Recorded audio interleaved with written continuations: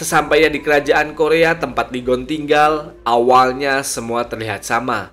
Akan tetapi, Jo-yoon bersama anak buahnya datang menjemput Lee-gon, membuat Jong-eul yang melihat itu malah beranggapan jika Jo-yoon adalah Eun-sop temannya. Lee-gon lalu memerintahkan Jo-yoon bersama bawahannya untuk mundur, sebab melihat Jong-eul masih shock dengan apa yang ia alami, lalu menyuruh mereka untuk mengikutinya ke pacuan kuda. Jo-yoon yang melihat situasi itu memerintahkan sebagian anak buahnya untuk menghapus rekaman CCTV ketika Lee-gon datang membawa Jong-eul. Sementara dengan ekspresi yang masih shock, Jong-eul seakan masih tak percaya dengan yang ia alami sekarang. Namun, ia teringat ketika berada dalam dimensi antara dua dunia, di mana waktu akan berhenti saat mereka berada di dimensi itu. Jong-eul semakin dibuat tercengang dan keheranan ketika dokter hewan memanggil kuda Lee-gon dengan sebutan Nona. Di momen itu, kini Lee-gon sedikit menggoda Jong-eul dan mengatakan jika apa yang diucapkannya dulu adalah kebenaran, membuat Jong-eul sedikit terprovokasi dengan tingkah usil Lee-gon dengan sedikit berkata kasar, yang mana hal itu langsung membuat Jo-yoon berkata untuk lebih sopan berbicara kepada Lee-gon yang merupakan seorang raja. Jong-eul kemudian menanyakan apakah pistol milik Jo-yoon adalah asli. Lee-gon yang masih melihat sedikit keraguan dalam diri Jong-eul kemudian memerintahkan Jo-yoon untuk menyerahkan pistolnya kepada Jong-eul. Dan tanpa diduga, Jong-eul malah menodongkan pistol itu kepada Lee-gon yang seketika Jo-yoon langsung pasang badan untuk melindungi Lee-gon. Tapi Lee-gon sendiri malah tertawa dengan kejadian itu sambil berkata, jika semua hal yang berada di sini adalah nyata termasuk pistol yang digenggam oleh Jong-eul. Sebagai bukti jika ingin menembakkan pistol itu, maka Jo-yoon sebagai pengawalnya tak akan mundur selangkah pun dari tempatnya untuk melindungi Lee-gon. Mendengar itu, seketika Jong-eul langsung lemas dan tak lama Lee-gon pun membawa Jong-eul ke istana. 개봉에 온 걸 환영해.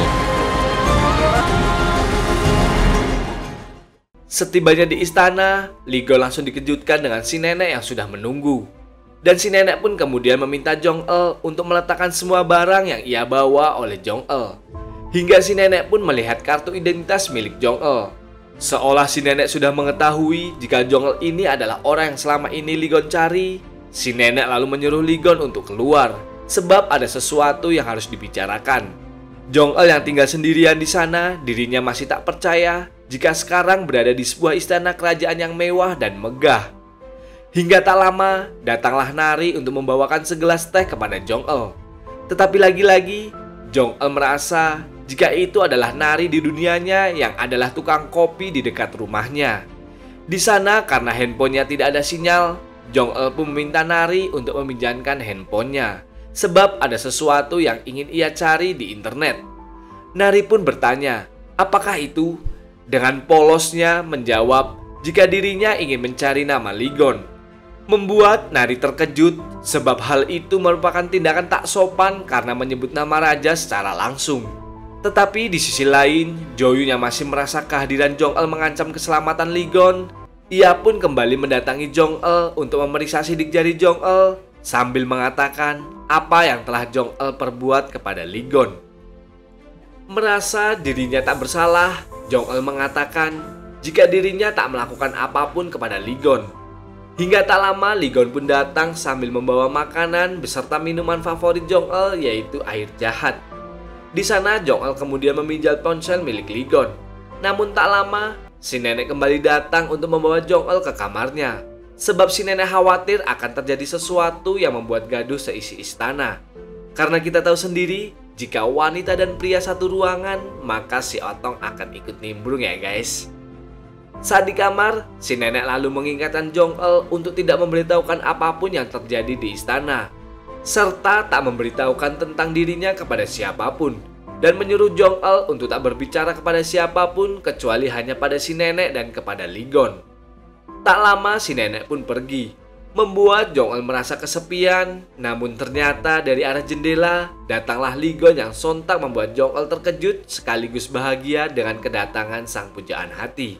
Di momen inilah apa yang Banyu katakan tadi, jika wanita dan pria dalam satu ruangan apabila di dalam kamar, maka kemesraan pun tak bisa dihindarkan. 연애 한 번도 안 해봤지?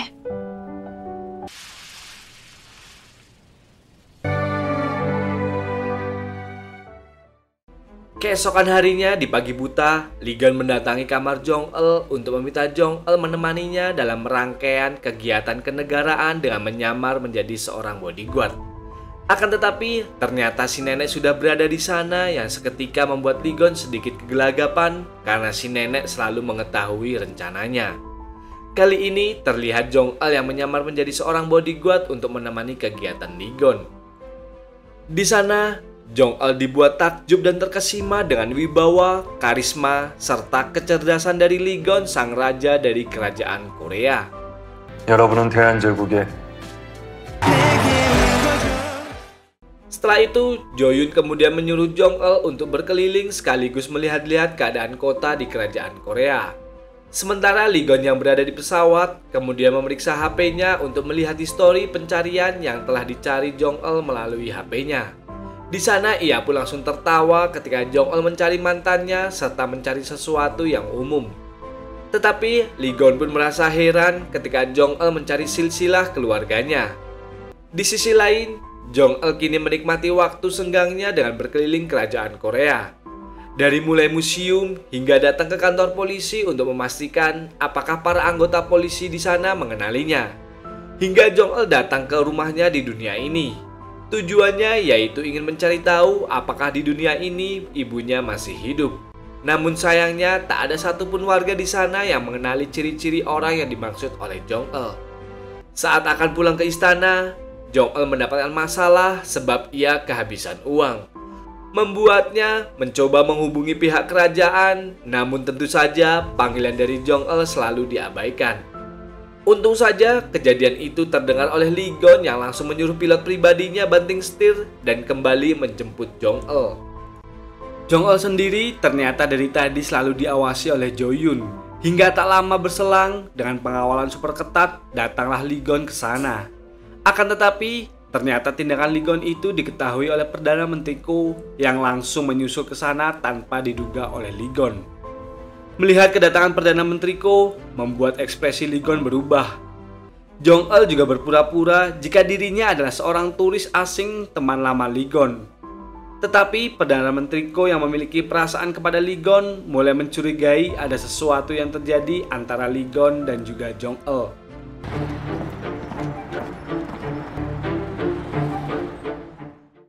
Saat di dalam pesawat, sekretaris Lee Gun menyadari jika tindakan Lee Gun membatalkan kegiatannya yang tersisa karena dirinya ingin secepatnya berjumpa dengan Jong-el.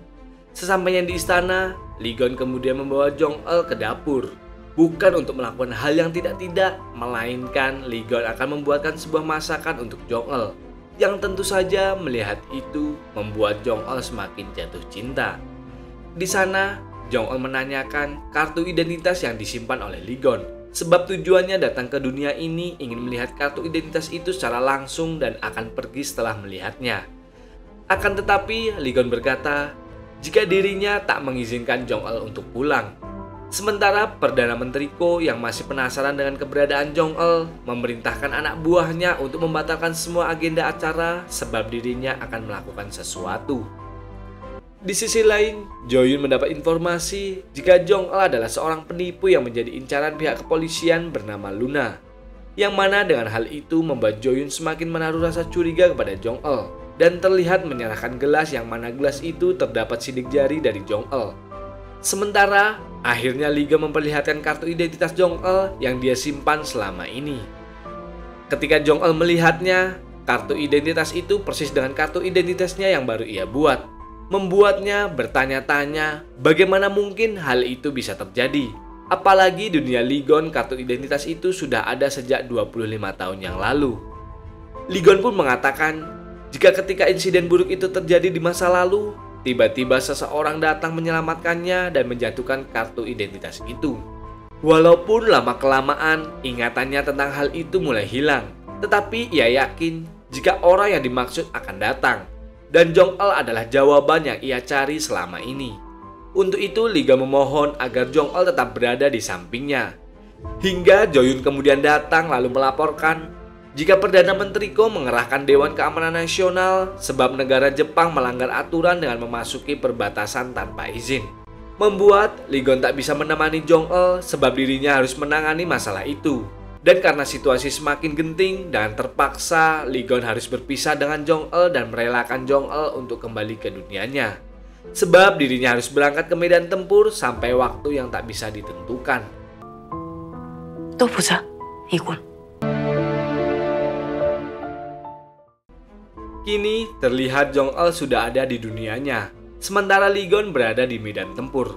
Tetapi walaupun begitu, mereka sudah berjanji akan kembali bertemu setelah urusan Lee Gon selesai. Jong-el pun di dunianya kembali mengisi waktunya dan bekerja sebagai polisi dan menjalankan tugasnya menangkap para penjahat. Sedangkan Lee Gon terlihat di medan tempur yang ternyata keadaan di sana semakin memanas sebab tentara Jepang yang tak mau mundur dari wilayah kerajaan Korea. Oleh karena itu, Lee Gon memerlukan waktu yang cukup panjang agar masalah itu bisa ia selesaikan dan tak bisa secepatnya menemui Jong-el kembali. Bahkan di satu momen, Lee Gon pun hampir membahayakan keselamatannya. Akan tetapi, Lee Gon bisa mengatasi hal itu dengan pengalamannya yang sudah sangat terlatih. 적 화물 향해 돌진! 함수 전방 30야드 추진 준비. 갱간의 요겐테이시. Sementara Jong-el kini mulai merindukan sosok Lee Gon. Ia teringat momen saat dirinya berpisah, di mana Lee Gon memberikan kenang-kenangan berupa sekantong bibit bunga yang langsung ditanam oleh Jong-el di dimensi lain. Bahkan dirinya sekarang juga menanam bibit itu di dunianya dan berharap Lee Gon akan datang menemuinya kembali. Untuk itu Jong-el berusaha mencari informasi di dunianya tentang sesuatu yang berkaitan dengan Lee Gon. Hingga alangkah terkejutnya ketika Jong-el mendengar sesuatu yang berkaitan dengan hal itu. Di sisi lain, Lee Gon didatangi oleh pamannya yang memberikan informasi mengenai Lirim. Jika setelah jasad Lirim kembali diautopsi, terdapat sebuah keanehan yang pamannya temukan. Sebab menurut pamannya, Lirim tewas bukan tenggelam di laut karena sebelum hal itu terjadi, lehernya terlebih dahulu patah. Dan lebih anehnya lagi, terdapat riwayat penyakit polio yang padahal jelas-jelas Lirim tidak mempunyai riwayat penyakit seperti itu. Tetapi anehnya, sidik jari dan golongan darahnya 100% cocok dengan Lirim. Sang paman pun meminta Lee Gon untuk menyelidiki keanehan itu. Dan jika berkenan, pamannya meminta Lee Gon menemukan kebenaran tentang jasad itu lalu memberitahukannya. Dengan rasa penasaran itu, Lee Gon pun kini semakin yakin jika si Lirim pergi ke dunia tempat Jong-el berada. Dan kita pun bisa melihat kini Lirim yang mempunyai tanda yang sama seperti Lee Gon. 조심해야지.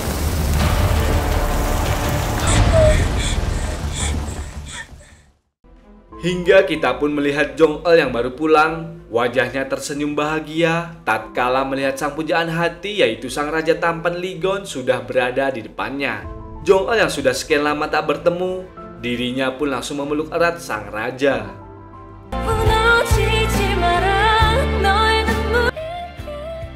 내가 정태을이 나에게 위험한 것이 아니라